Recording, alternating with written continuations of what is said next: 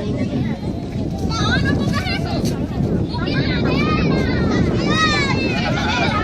Hombre, se muy grande.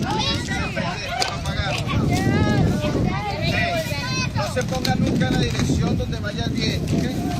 Abran aquí, puede dañar los pulmones, ¿verdad? Nunca eche madera con contaminantes, muchachos. ¿Qué es contaminante? Clavos oxidados, cualquier tipo de partícula que no sea orgánica, ¿ok?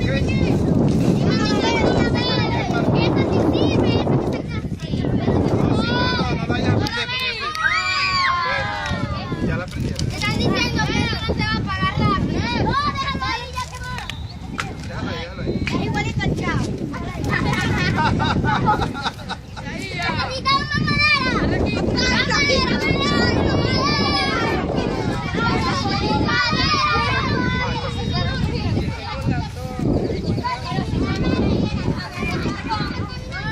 Ajá. Va, ok. Bueno, buscando la madera. Necesito la madera. La madera.